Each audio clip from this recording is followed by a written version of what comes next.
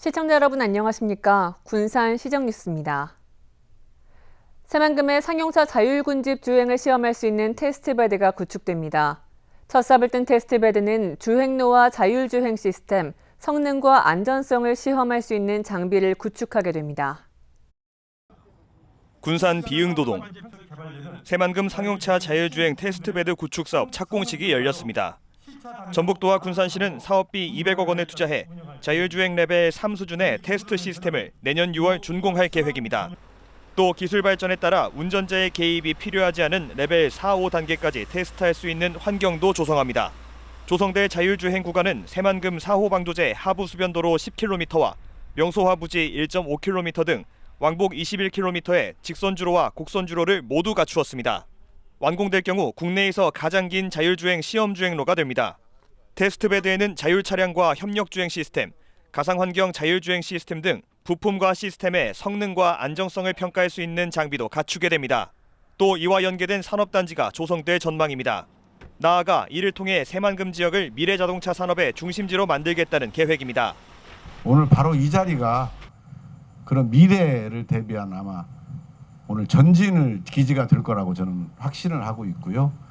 앞으로 미래 상용차 산업도 전라북도가 중심이 되는 아마 그런 오늘 역할을 하게 될 거라고 생각을 하고 있고요. 시험과 실증 환경을 모두 갖춘 자율주행 테스트베드가 구축된다면 새만금이 미래자동차 산업의 중심지로 거듭날 수 있을 것으로 기대됩니다. 새만금 산업단지에 전기자동차 소재 부품의 평가 실험 등을 지원하는 기업 지원 시설이 들어섭니다. 새만금 개발청은 한국건설생활환경시험연구원과 투자협약을 체결하고 전기자동차 소재부품 기업지원센터를 구축합니다.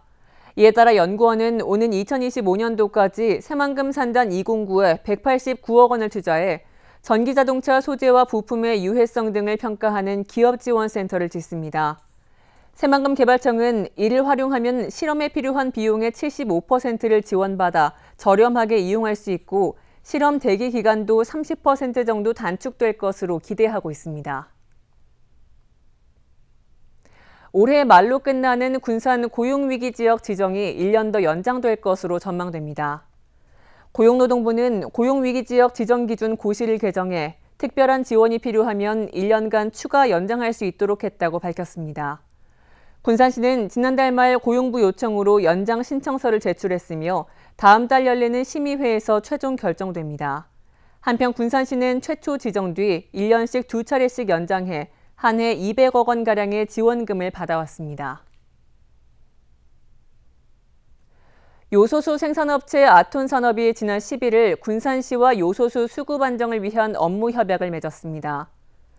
협약서에는 아톤산업이 군산시에 등록된 화물차와 공공차량에 대해 요소수 대란이 해결될 때까지 요소수를 공급한다는 내용이 담겨 있습니다. 한편 아톤산업은 익산에 위치한 요소수 생산업체로 익산 등 도내 지자체와 요소수 우선 공급 협약을 체결한 바 있습니다.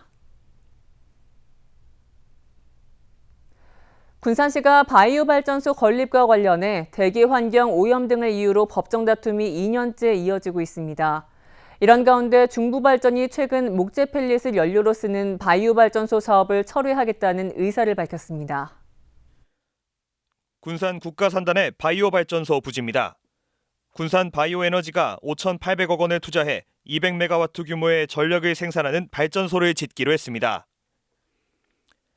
하지만 연료인 목재 펠릿에 대한 유해성 논란과 미세먼지 때문에 군산시의 실시 계획 인가를 받지 못하고 2년째 소송이 이어지면서 대법원 판결을 앞두고 있습니다. 이런 가운데 최근 중부발전이 바이오 발전소 철회 의사를 밝혔습니다.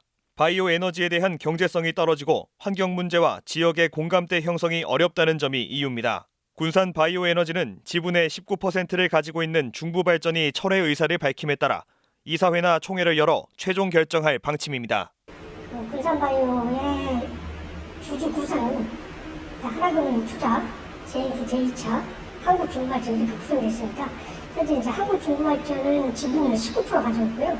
나머지 주주들의 의견도 중요합니다. 그러니까 앞으로 사업에 어떻게 할 것인가 또는 뭐 사업 방향이라든가 하는 것은 그 군산 바이오에너지 주식회사를 이사회와 주주총회를 거쳐서 결정할 것이라고 생각됩니다.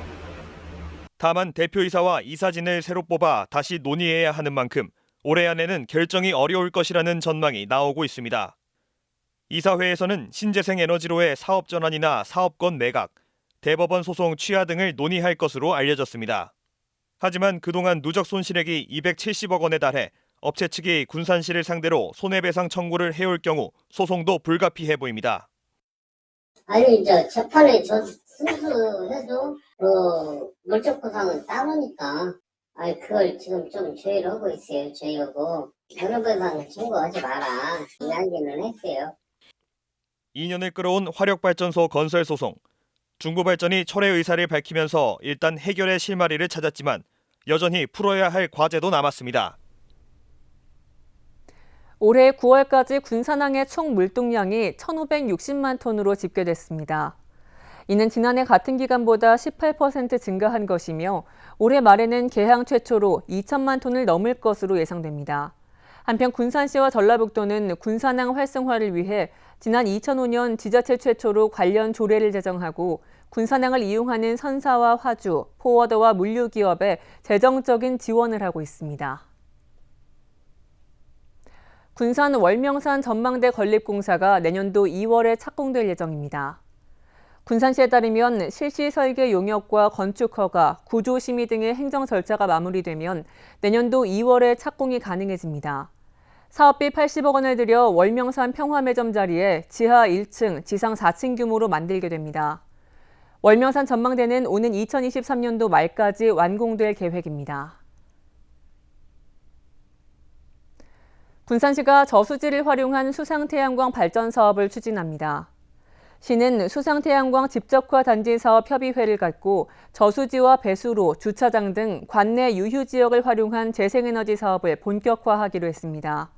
사업이 본 궤도에 오르면 사업 공유 경제구조 정착과 청정에너지로의 전환이 가능할 것으로 전망됩니다. 군산에서는 지난 2018년부터 평생학습 프로그램으로 찾아가는 동네문화 카페가 진행되고 있습니다. 최근 이 프로그램이 평생교육과 지역경제 활성화 두 가지 효과를 인정받아 전국 박람회에서 최우수상을 받았습니다. 군산의 한 카페. 가게 한편에서 십자수 수업이 한창입니다. 이들은 찾아가는 동네문화 카페 십자수 강좌의 강사와 수강생들입니다. 2018년 시작된 찾아가는 동네문화 카페는 지난달까지 3,200여 개의 강좌를 진행했고 17,000여 명이 수강했습니다. 동네문화 카페의 강좌는 학습자가 원하는 시간과 장소에서 이루어지는 것이 특징. 이 덕에 시민들로부터 큰 호응을 얻고 있습니다. 가까운 곳에서 이렇게 비용 들이지 않고 이런 교육을 받을 수 있게 돼서 정말 좋습니다.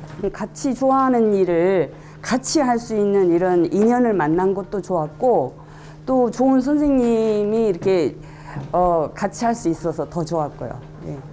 시민들에게 평생교육을 제공하는 것뿐 아니라 지역의 일자리 창출에도 효과를 나타냈습니다. 올해 918개의 강좌를 진행하기 위해 강사 891명과 매니저 167명이 참여했고 한 사람당 180만 원 정도의 수입을 올렸습니다. 이제 문화 카페가 생기면서 강사 활동을 하면서 전문 직종이 생기고 그에 따라서 수입도 생긴 게 이제 가장 큰 장점이고요. 나아가 지역 소상공인에게도 보탬이 되고 있습니다. 자신의 가게를 동네 문화 카페 수업 공간으로 빌려줘 연간 120만 원의 공간 사용료를 지원받고 수강생들이 모이면서 매출도 올랐습니다. 요즘에 코로나로 너무 카페 손님이 없었는데 이 동네 문화 카페를 통해서 이렇게 또 사람이 오고 가고 하면서 또 매출에도 약간 좀 도움을 받고.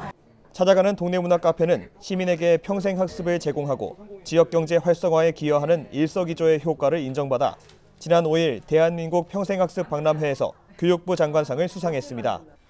교육부는 평생학습과 상업공 간의 협업을 통해 새로운 구조의 평생학습 모델을 제시했다는 점을 높게 평가했다고 밝혔습니다.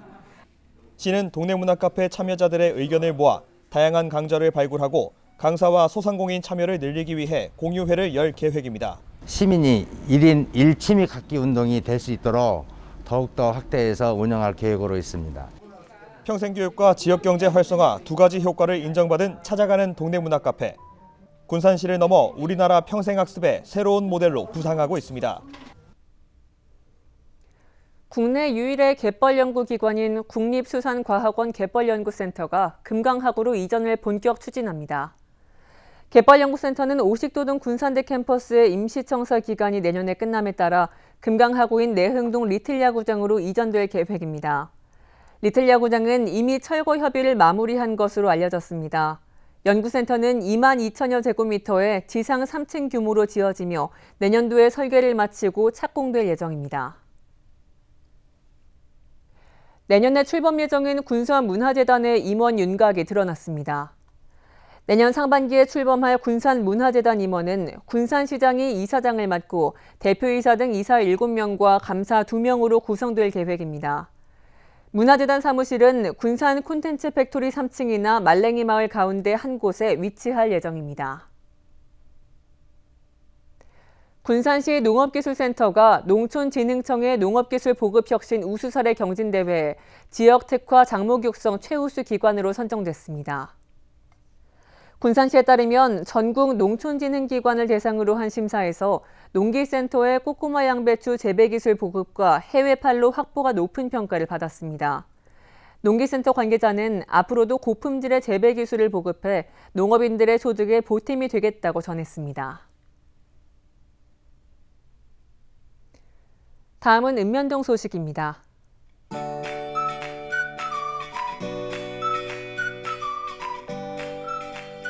군산 대하면 직영교회가 관내 저소득층 16가구에 연탄 3,300장을 직접 전달하는 나눔 봉사활동을 펼쳤습니다.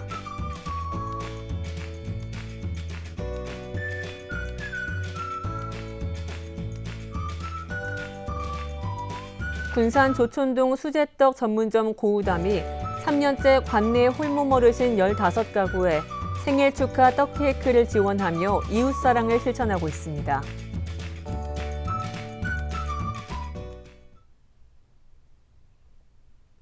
이것으로 군산 시정 뉴스를 마칩니다. 시청해주신 여러분 고맙습니다.